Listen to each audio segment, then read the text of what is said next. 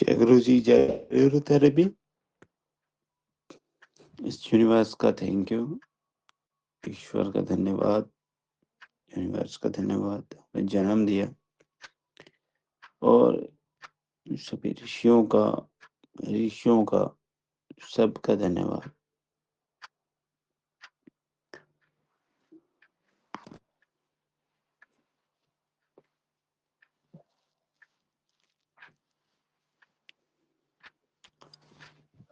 कल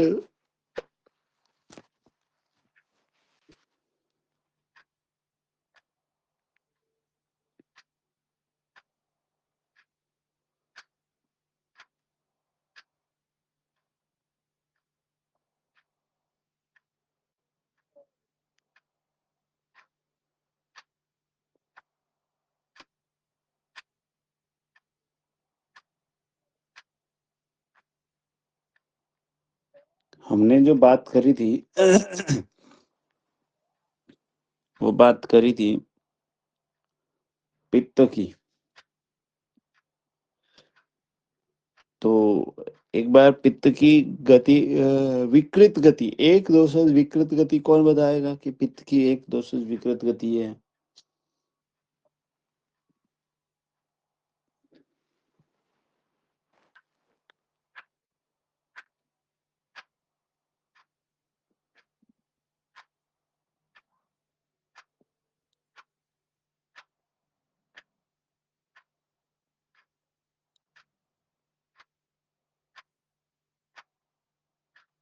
आवाज आ रही है क्या मेरी?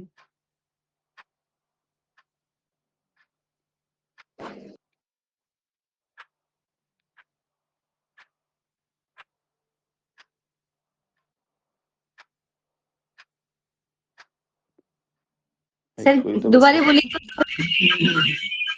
मैं कह रहा हूँ पित्त की एक दोषज विकृत गतियां कौन कौन सी हैं? पित्त की सर वो तीतर गति, लावा गति, ये उष्ट और काग, ये भी एक दोषी है ना सर?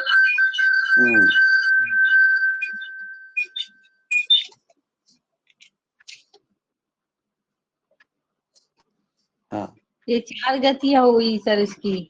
हाँ, एक हाँ जी, 4 गति हैं। पहली तीतर गति, काग गति, ठीक है, उष्ट्र, और बोलो लवा।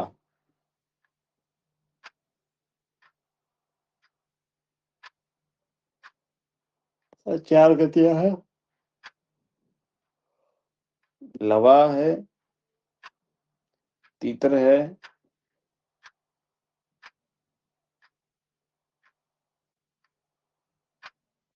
उष्ट्र है,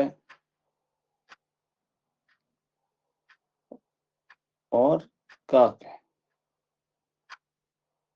यानी कि 3 पक्षी हैं और एक जानवर, ठीक है।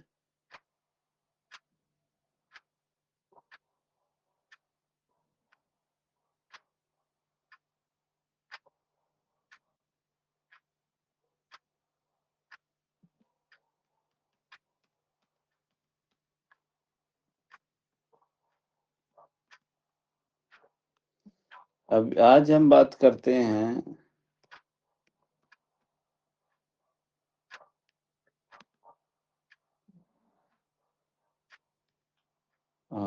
कफ की एक दोषज विकृत गतियां।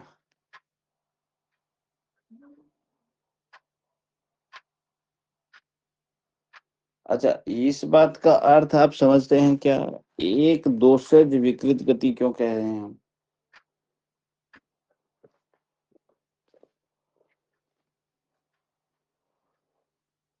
सर उसके एक दोष में, एक नाड़ी में प्रॉब्लम है, वो दिखाता है, इसके लिए सर एक गुण में। हाँ, बिल्कुल, कि वो एक में ही दोष है।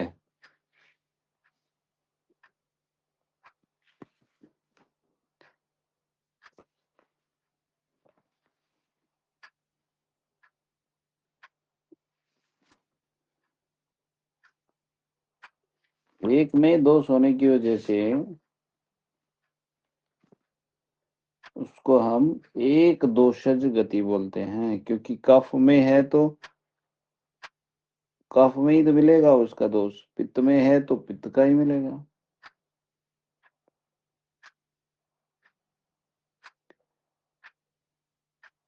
कफ की एक दोषज विकृत गति पहली है कपोत गति।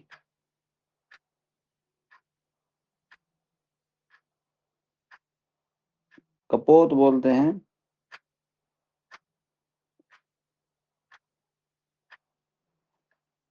कबूतर को।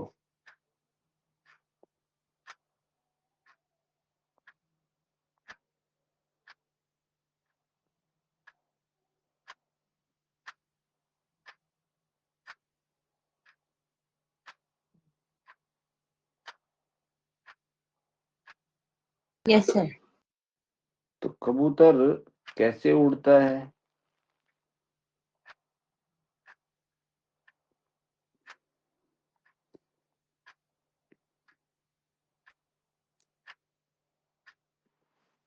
अभी गति ही कपोत है, कबूतर की है, तो मतलब यानी कि बात तो ये है ना कि चाल भी तो उसमें किसकी पाएगी? कबूतर की पाएगी नाड़ी में।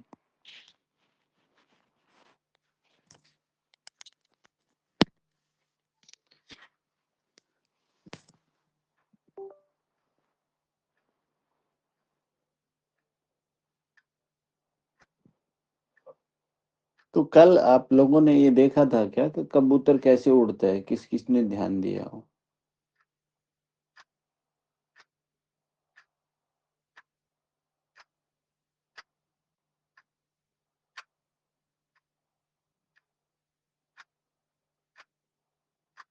वो चलता है वो थोड़ा, चलता है थोड़ा,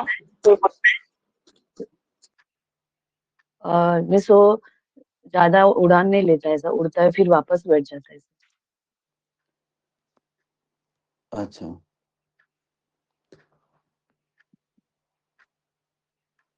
कबूतर जो है, अच्छा कपोत गति मिलेगी कब?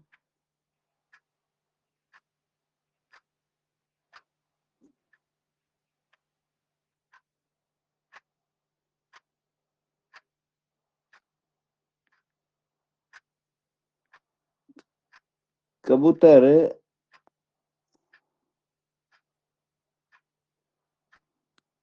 जब उड़ता है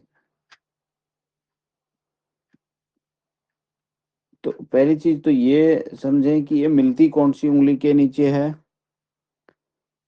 रिंग फिंगर के नीचे।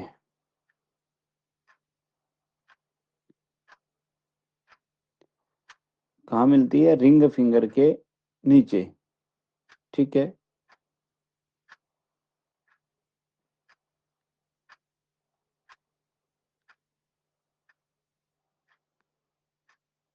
तो रिंग फिंगर के नीचे होती है हंस गति। होती है कि नहीं होती? Yes sir. तो रिंग फिंगर को वैसे ढूंढना मुश्किल हो जाता है। क्यों? क्योंकि वो ब्रॉड होती है, डीप हो जाती है, और जैसे जैसे कफ बढ़ेगा वैसे वैसे और भी ब्रॉड और डीप होती चली जाती है, यानी कि उसका भारीपन और उसका फैलाव उतना ही ज्यादा हो जाता है। और जितना ज्यादा कफ उतनी ही उसकी स्पाइक कम होती चली जाती है। अच्छा एक बात आपको समझ में आ रही है क्या कि यदि वात ज्यादा होती है तो स्पाइक बढ़ जाती है, पित्त बढ़ता है तो स्पाइक और तेज हो जाती है, लेकिन कफ बढ़ता है तो स्पाइक मंदी धीमी हो रही है। ये मसला क्या है? ये क्या मैटर है? तो बताएगा कि कैसा क्यों हो रहा है? सर वात और कफ में अपोजिट कनेक्शन होता है ना सर। जब कफ बढ़ेगा तो वात कम हो जाएगा, ड्राइनेस वैसे ही कम ये हो जाएगी ना सर बॉडी की। और जब कफ कम होएगा तो जब वात बढ़ेगा तो कफ कम होएगा, कफ ऐसा अपोजिट हो जाता है इनका कनेक्शन। तो वात और कफ जब का हवा है तो वो opposite सुखा देता है सर कफ को, ऐसा वात है बढ़ेगा तो।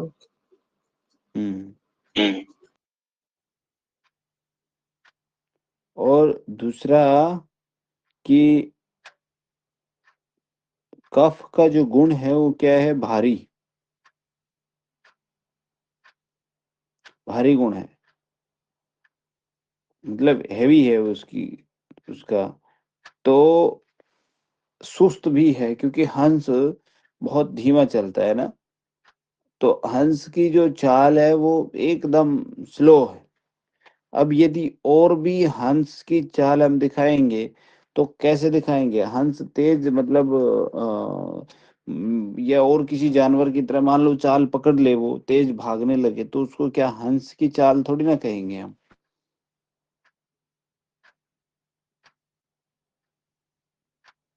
भाई यदि हाथी घोड़े की तरह दौड़ने लग जाए तो उसको हाथी थोड़ी ना कहेंगे, वो तो घोड़ा ही हो गया ना।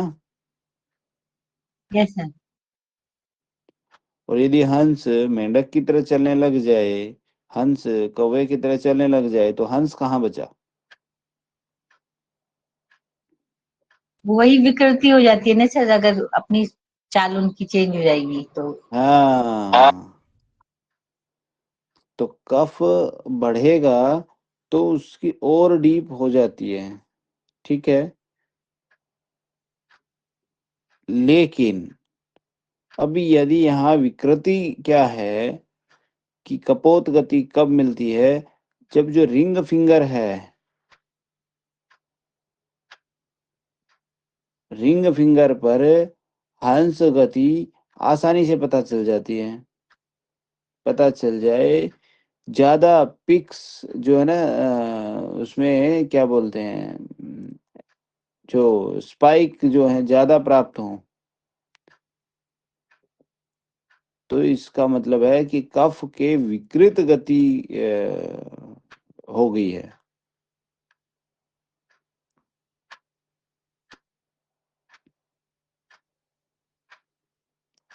कफ की विकृत गति हो गई है, और ये कहाँ मिलेगा, प्रोक्सिमल एंड पर।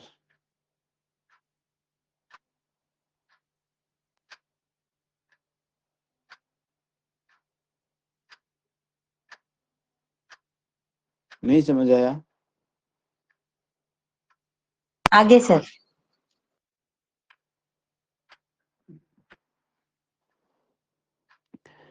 क्या है कि जब कफ बढ़ जाता है तो हंस गति और ब्रॉड और डीप हो जाती है, सिंपल सी बात है, ठीक है। क्योंकि कहो कि हंस में हंस का गुण और ले आओ तो वो क्या करेगा भाई, और धीमा चलेगा, है ना। तो और धीमा चलेगा तो उससे हम मतलब आसानी से पता नहीं चलता है कि कफ बढ़ गया तो। लेकिन यदि कफ वो जो है रिंग फिंगर पे ये हंस गति मिलती है, और हमें रिंग फिंगर पर स्पाइक मिल जाए, और वो स्पाइक प्रोक्सिमल एंड पर हो, तो कफ में तो स्पाइक नहीं मिलनी चाहिए थी, लेकिन वहां हमें स्पाइक मिल रही है। तो इसी को हम क्या बोलते हैं, कफ की विकृत गति बोलते हैं। और ऐसा क्यों होता है, क्योंकि कफ का और वात का दोनों का एक दूसरे से क्या है, विपरीत संबंध। अपोजिट डिफरेंट संबंध है।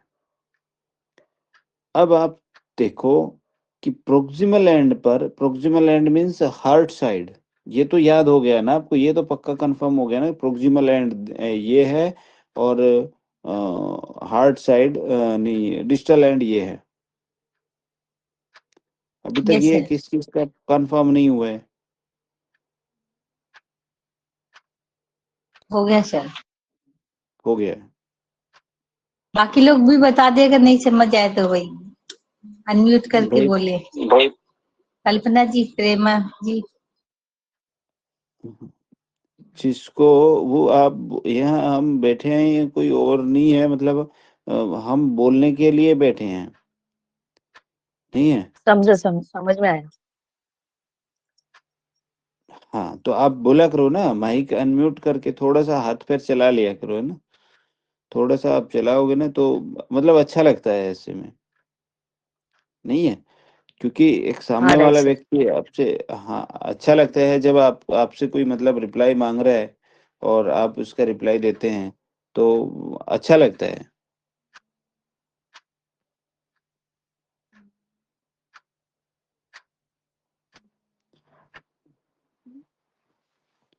हाँ कल्पना जी, आज है ना, आप दिन में एक बार ये देखना कि टीचमेंट में स्टूडेंट कैसे अनम्यूट करे। यूट्यूब पे वीडियो मिल जाएगा, या हाउ टू ऑपरेट टीचमेंट, या स्टूडेंट के लिए टीचमेंट कैसे चलाएं, स्टूडेंट टीचमेंट को कैसे चलाएं। ठीक है, तो आप इसके बारे में थोड़ा सा देखना एक बार, तो आपको इसकी वीडियोस मिल जाएंगी। ठीक है, क्योंकि हम मतलब आपको बताएंगे तो फिर भी वो ध्यान नहीं आएगा, और स्टूडेंट का और उसका एडमिन का मतलब दोनों का अलग अलग वो मिलता है। तो आप स्टूडेंट का देखना एक बार, है ना, वो जरूरी है। क्योंकि ऐसे ही चलते रहे हम कि नहीं म्यूट नहीं हो रहा, अनम्यूट नहीं हो रहा, तो बात सही नहीं जचती नहीं थोड़ी सी। तो हम थे। कल्पना जी, ऐसे स्क्रीन में जैसे टच करेंगे ना तो सबसे नीचे फिर से एक माइक का ये दिखाई देता है, देखिए एकदम कोने पे लेफ्ट साइड में। ऐसे स्क्रीन पे जस्ट टच करिए तो नीचे आपको माइक में ये दिखेगा, तो उसको अनम्यूट, उधर प्रेस करेंगे तो अनम्यूट हो जाएगा।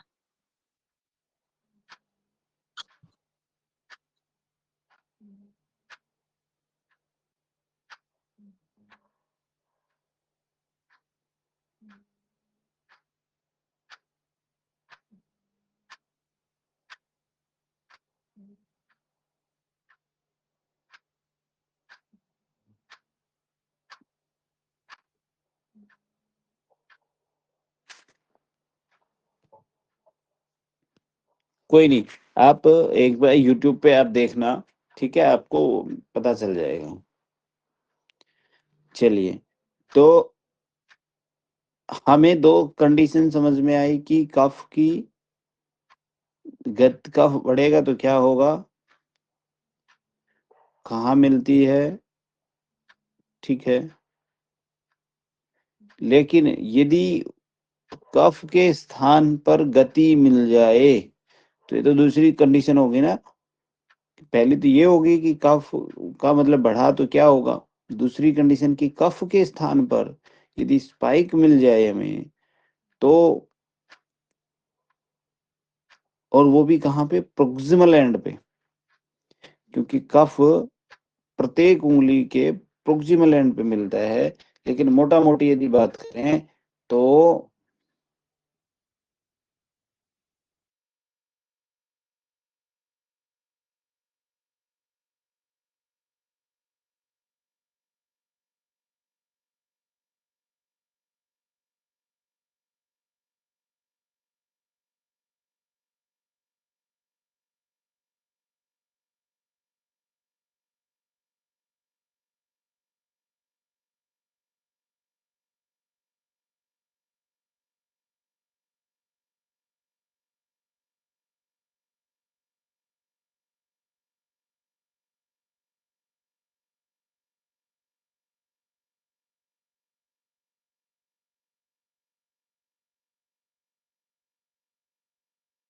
सर आवाज नहीं आ रही।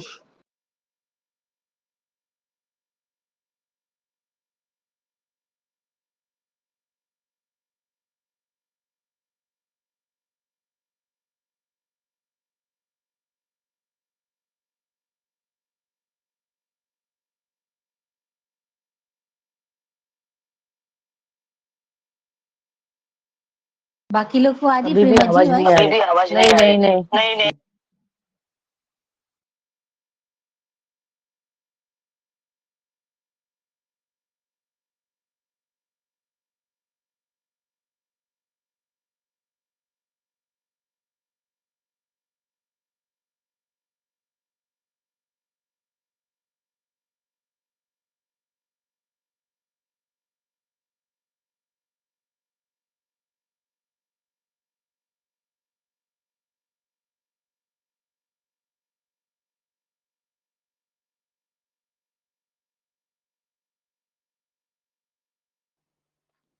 आवाज आई? यस सर, अभी आई। ओके। तो जो तीसरा जो है वो क्या है कि पहली दो कंडीशन तो क्या होगी कि कफ बढ़ेगा तो डीप एंड ब्रॉड हो जाएगी।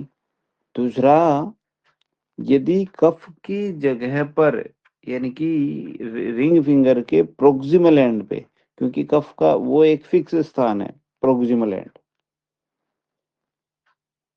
वहां पर स्पाइक मिल रही है तो इट मीन्स कि वहां पर स्पाइक कफ और वात का ऑपोजिट गुण है, तो वहां पे कौन चला गया? कफ के घर में कौन चला गया? वात चला गया। और कफ के घर में वात यदि चला गया तो जी क्या होगा? वहां पे वात क्या कर देगा? उसको सुखा देगा। किसको? कफ को।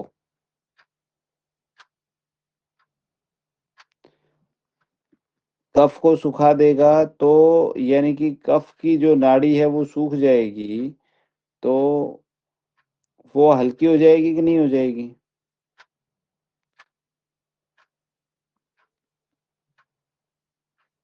Yes sir. कफ की नाड़ी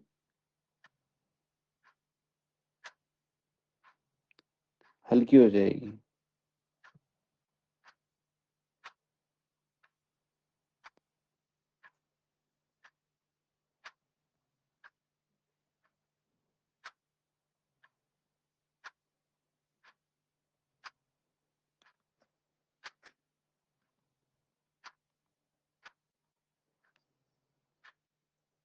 तो हमें ऐसा लगेगा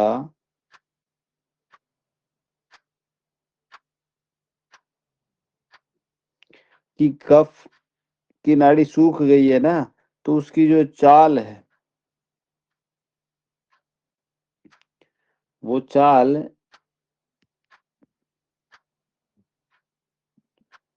कैसी हो जाएगी?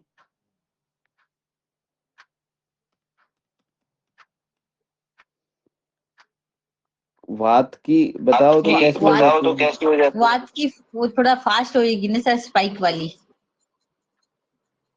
हम्म। और इरेगुलर भी तो होती है। Yes sir.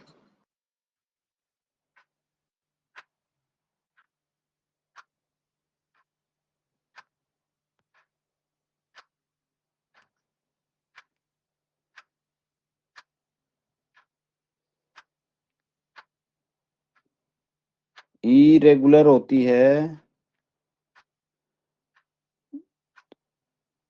और रुक रुक के चलती है।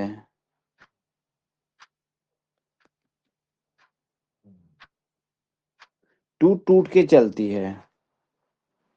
उसकी जो स्मूथनेस होती है वो गायब हो जाती है।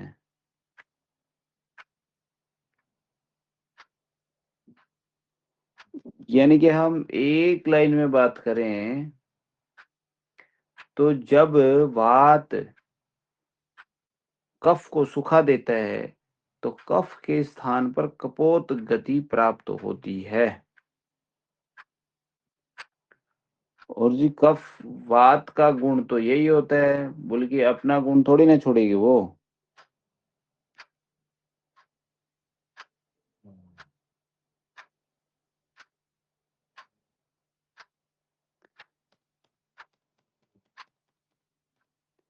यानी कि सिंपल सी बात करें तो कफ में कपोत गति कब मिलेगी? जब वहां पर वात घुस गया है।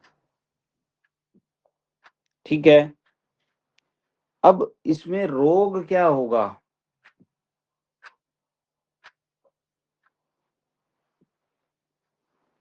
रोग क्या होगा बताओ, सोचो जरा थोड़ा सा।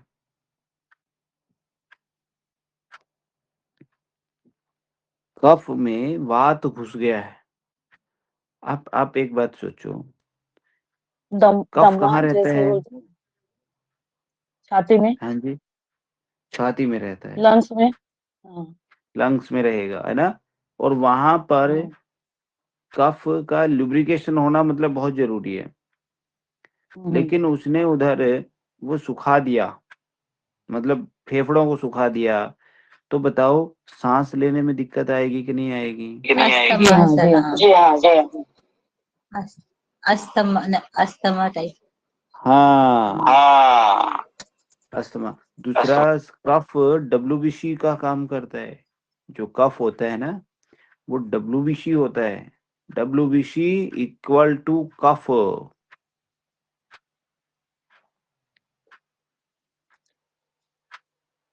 ठीक है, ये इक्वल टू, मतलब जो हम ये पॉइंट देते हैं थाइमस, जब हम थाइमस देते हैं ना, तो थाइमस दे करके उसमें कफ ही बढ़ाते हैं। रेस्पिरेटरी इन्फेक्शन, रेस्पिरेटरी ट्रैक में इन्फेक्शन हो गया, क्योंकि वो एंटीबायोटिक का काम करता है कफ, तो उधर कफ सुखा दिया तो क्या हो जाएगा? इन्फेक्शन हो जाएगा। सीओपीडी, क्या होता है सीओपीडी?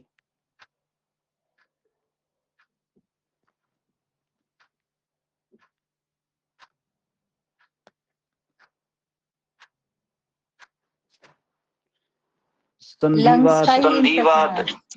हाँ, लंग्स का ही होता है। COPD means chronic obstructive pulmonary disease.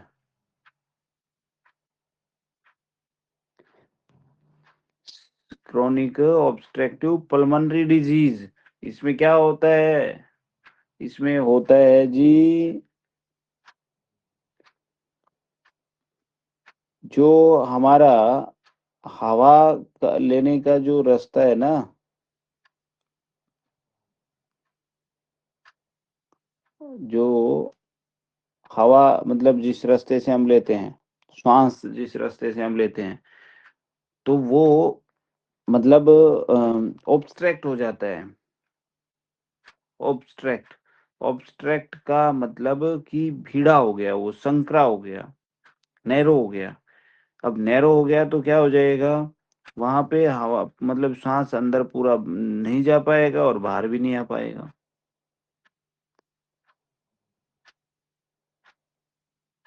तो ऐसे केस में अब वो संकरा क्यों हो गया? क्योंकि उधर कफ तो रहता था, लेकिन कफ वहां बढ़ा दिया और वहां पे हवा चली गई, तो उसने ऐसा बना दिया कफ को कि वो ना निकल रहा है ना और कुछ हो रहा है। बलगम बहुत ज्यादा कर दिया उसने। ठीक है, सांस फूलेगा, ज्यादा बलगम हो जाएगी, सीने में जकड़न हो जाएगी, बार बार चेस्ट में इन्फेक्शन होगा, है ना? और इसका कारण है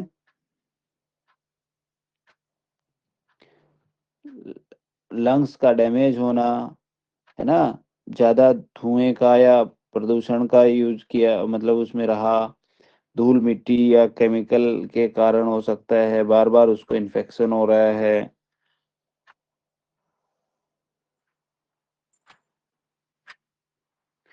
ठीक है, तो इसमें इसमें क्या होता है कि जो फेफड़ों की जो थैली होती है ना, थैली होती है एल्वोइली, एल्वोइली नष्ट हो जाती है। अब एल्वोइली बहुत गजब की चीज है। ईश्वर ने, भगवान ने, देखो हम कितनी सारी गैसेज हैं, मतलब जो हवा है वो कितनी सारी मतलब गैसों का मिश्रण है। और हम श्वास जब लेते हैं तो अंदर तो सारी ही गैस जाती हैं कि नहीं जाती? Yes sir. Yes sir. और अंदर जब सारी गैसेज जाएंगी तो कोई ना कोई तो एक ऐसी पावर या कोई ना कोई एक मशीन ऐसी होगी जो केवल ऑक्सीजन को रख लेती है, बाकी सबको बाहर कर देती है। जी हाँ। वो जो मशीन है वो है एल्वोइली। जब लंग्स के अंदर जब जाती है हवा तो उसकी जो लास्ट जो थैली है, लास्ट जो झिल्ली है, वो एल्वोइली है। एल्वोइली के पास जैसे ही पहुंचेगी तो इतनी हाई सेंसिटिव है वो कि ऑक्सीजन को रख लेगी और बाकी गैसों को बाहर कर देगी कि तुम जाओ, तुम्हारा कोई काम नहीं है। मतलब देखो, यदि हमें ऐसी कोई छलनी देखो कि जो दूध में से पानी निकाल दे, और हवा है, देखो हवा में से भी हवा को छानना, सोच के देखो, हवा में से भी हवा को छानना। मान लो पानी है और पानी में ही और पानी मिला दें तो उसको छानना बड़ा मुश्किल काम हो जाता है कि पानी में से पानी को छानना, कि एक मीठा और एक नमकीन पानी मिला दें और उसमें से छानना हो तो देखो कितनी बड़ी मेहनत करनी पड़ेगी, कितना मुश्किल हो जाएगा। लेकिन सिंपल कि आपने पानी पिया और मीठा और नमकीन है तो किडनी में ऐसी मशीन लगी हुई है कि वो मीठे और नमकीन पानी को छान के बाहर कर देती है, जो ज़रूरत है उसको अंदर और बाकी का बाहर। तो देखो कितना अद्भुत शरीर भगवान ने हमें बनाया है, कितनी कितनी गजब की व्यवस्था करके दी है। और सब ऑटोमेटिक होता है, कहीं किसी का स्विच ऑन करने की, ऑफ करने की ज़रूरत नहीं पड़ती कि दिन में ऑन कर लें, रात को ऑफ कर दें, नहीं। 24 आवर्स कंटिन्यू, बिना रुके, बिना झुके, बिना किसी के। जिस दिन रुक गए उस दिन तो राम नाम सत्य। तो जी कपोत गति में क्या होगा? सीओपीडी होगी। समझ आया? COPD. Yes sir. Yes sir. संधिवात हो जाएगा, संधिवात। संधिवात मीन्स, संधि मीन्स होता है ज्वाइंट। आर्थराइटिस। संधि मीन्स, हाँ, संधि मीन्स होता है ज्वाइंट, ठीक है। और वात मीन्स वात,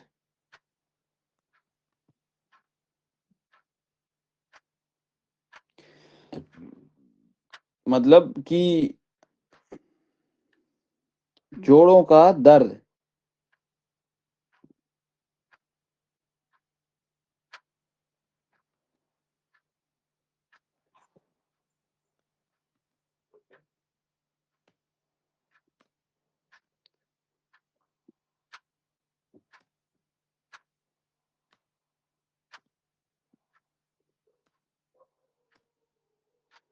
जोड़ों का दर्द हो जाएगा, वात के दोष के कारण संधिवात हो जाएगा। अब क्यों होगा बताओ? जॉइंट में कफ रहता है कि नहीं रहता? हमने पहले तो जाना था कि नहीं जाना था? जाना था। कि जॉइंट में लुब्रिकेशन रहती है, स्नेहन रहता है। और जब वहां पर वात भाई साहब चले गए, वो उस स्नेहन को क्या कर देते हैं? सुखा देते हैं। यही तो पढ़ा हमने, यही जाना, और यही वात का गुण है। उसने वो सुखा देगा तो वहां की जो लुब्रिकेशन है वो बताओ कम हो जाएगी कि नहीं हो जाएगी? यस बराबर। और वो सूख गई, वहां पे लुब्रिकेशन कम हो गई तो वहां पे घर्षण पैदा होगा कि नहीं होगा? घर्षण पैदा हुआ तो बताओ वहां पे हड्डी घिसेगी कि नहीं घिसेगी? कार्टिलेज घिसेगा कि नहीं घिसेगा? दर्द होगा कि नहीं होगा? जकड़न होगी कि नहीं होगी, कट कट की आवाज आएगी कि नहीं आएगी। और जब वहां पे कट कट की आवाज आएगी, जकड़न होगी, वो घिसेगा, तो बोलो सूजन आएगी कि नहीं आएगी। यस। और जैसे ही ठंड बढ़ेगी तो दर्द बढ़ेगा। क्यों?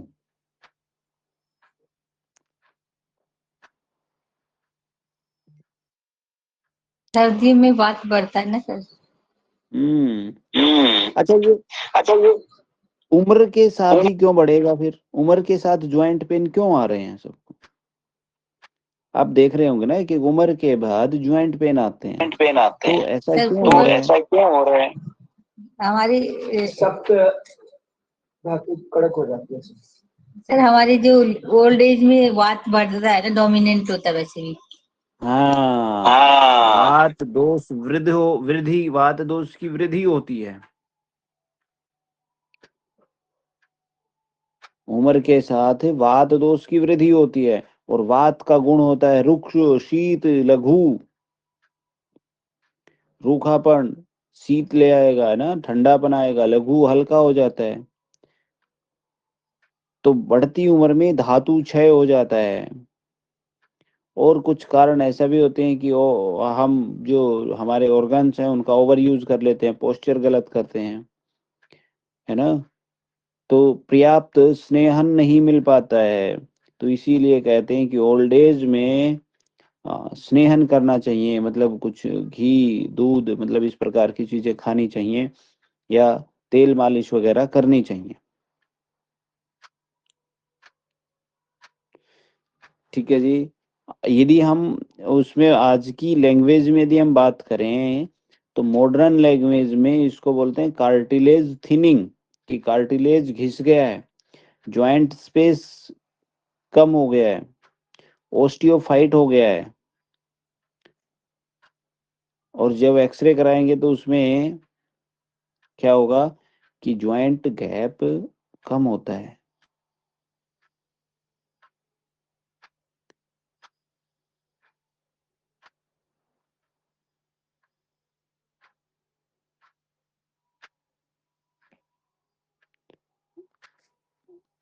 बोले भाई, किस किस को समझ आया कि नहीं आया?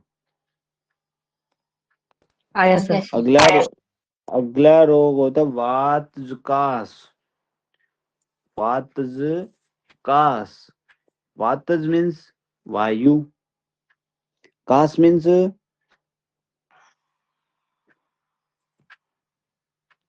खांसी। वातज मीन्स वायु, और कास मीन्स होती है खांसी। तो वातज खांस कास आ जाता है वहां पे। अब वातज कास मीन्स क्या होगा बताओ?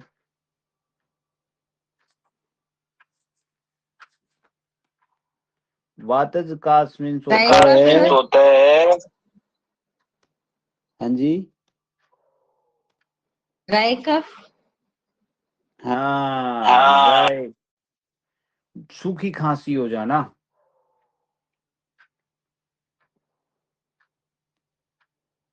वातज कास मीन्स सूखी खांसी हो जाना।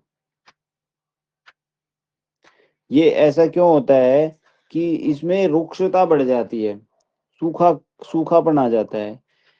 तो जो श्वास मार्ग जो है उसमें स्नेहन नहीं होगा, तो अब लेकिन उधर इन्फेक्शन तो हो ही रहा है, तो फिर आपको खांसी तो आएगी।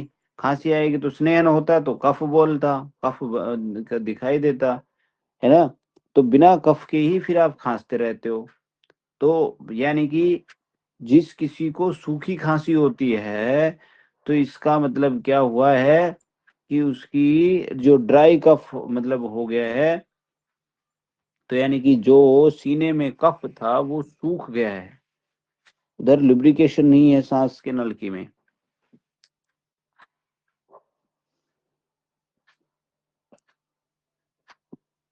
तो बोलते हैं काशो रुक्ष शूलवान, यानी कि वात काश।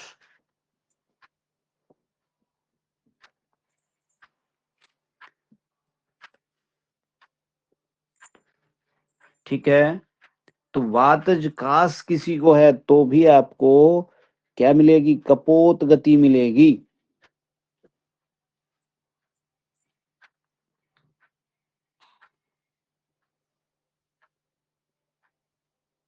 यानी कि रिंग फिंगर के प्रोक्सिमल एंड पर स्पाइक मिलेगी, तेज हल्की इरेगुलर मिलेगी। तो आप समझ जाओ कि नाड़ी में रुक्षता है। ठीक है, वो खालीपन बोलेगा उसमें। नमस्ते बेटा। पापा नमस्ते कर रहे। पापा नमस्ते कर रहे। पापा नमस्ते कर रहे। समझ आया क्या आपको ये? Yes sir. जी कर नमस्ते। और ऐसा ये कोविड पेशेंट में भी मिलता है। अभी यदि हम वर्तमान की बात करें तो वर्तमान में कोविड अभी गया ही है ना,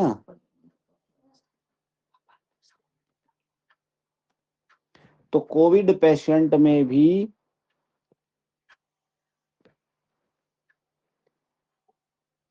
ये गति मिलती है।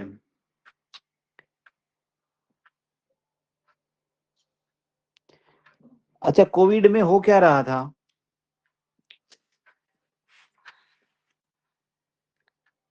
सांस लेने की तकलीफ फेफड़ा हो रही में थी सांस लेने कोविड में ही तकलीफ हो रही थी भाई, और कुछ नहीं हो रहा था। में।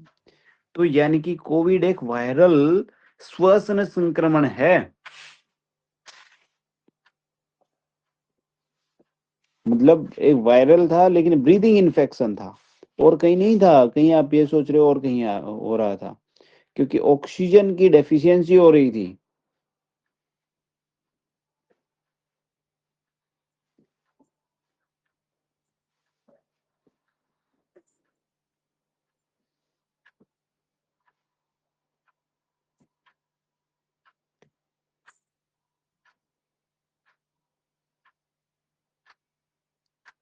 उसमें क्या हो रहा था कि जो कोरोना वायरस था वो आ, आपके जो उधर अंदर मतलब जो जो एयर ट्रैक है उसी में वो घुस के बैठ गया। उधर उसने जो लुब्रिकेशन था वो खत्म कर दिया, फेफड़ों में, श्वसन पाइप में। और अब आप सोचो कि सांस ही अंदर नहीं जा रहा तो ऑक्सीजन तो अंदर नहीं जाएगी ना, और ऑक्सीजन ऑक्सीजन अंदर नहीं जाएगी तो पूरी बॉडी पे इफेक्ट आएगा कि नहीं आएगा? पूरा सिस्टमिक जो इन्फ्लामेशन हो जाएगा कि नहीं हो जाएगा? और यदि कुछ ऑक्सीजन गई भी तो इन्फ्लाम्ड ऑक्सीजन जाएगी।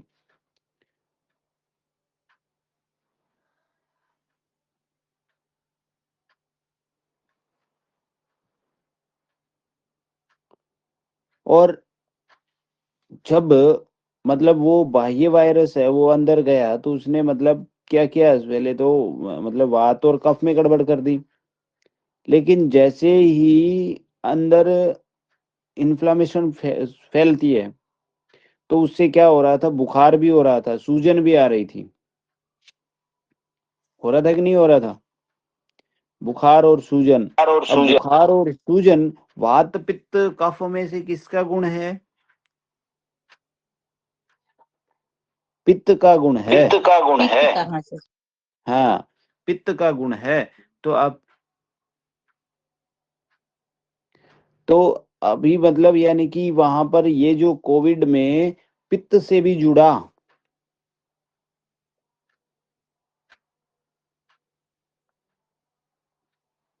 ठीक है, मतलब पित्त भी बढ़ गया उसमें।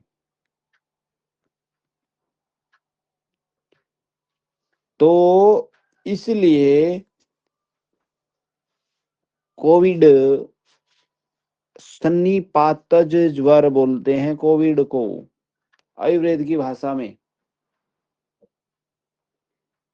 एक दोषज, द्वि दोषज नहीं, त्रिदोषज सन्निपातज। और सन्निपातज जब रोग होता है तो उसको ठीक करना थोड़ा सा मुश्किल हो जाता है।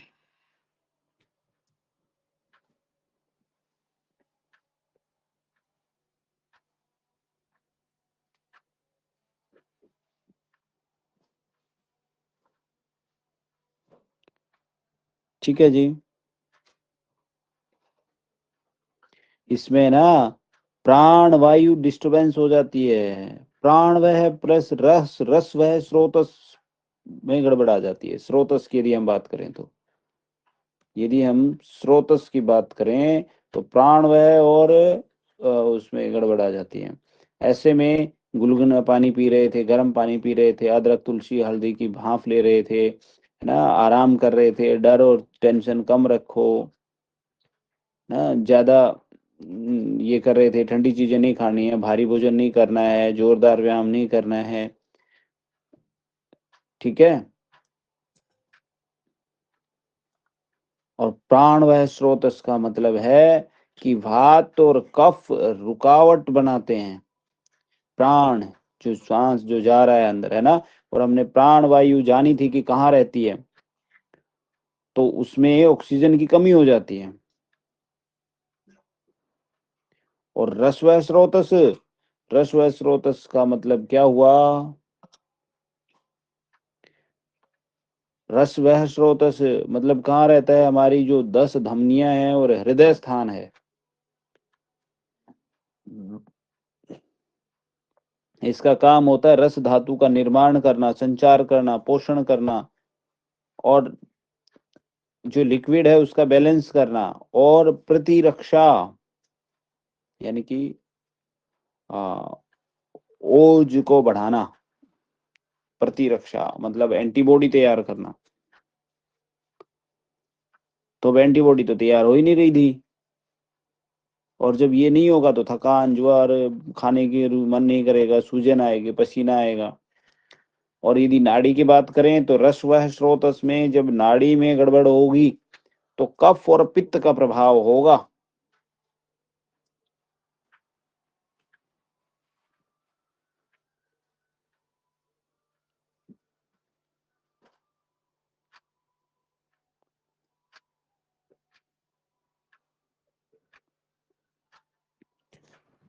तो समझ आया क्या?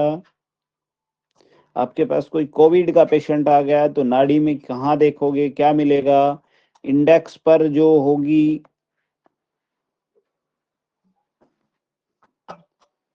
वात तेज होगी,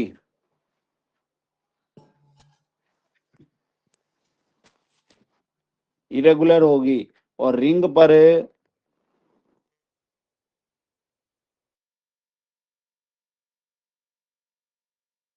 मिलेगी, और मिडल पर क्या मिलेगा? पित्त।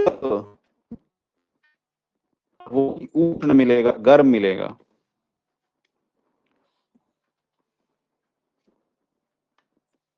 मतलब नाड़ी यानी कि इरेगुलर मिलेगी तो कभी तेज हो जाएगी, कभी मंद हो जाएगी। ठीक है, कभी कमजोर मिलेगी, क्षीण मिलेगी।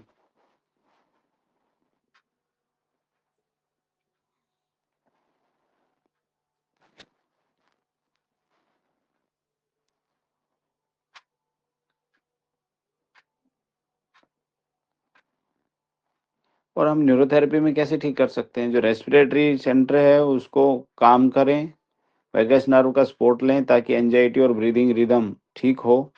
चेस्ट एक्सप्लेनेशन, चेस्ट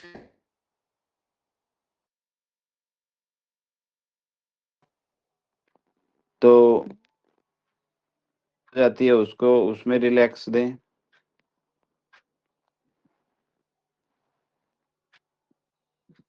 तो फिर से बताइए ना, आवाज कट हो रही है।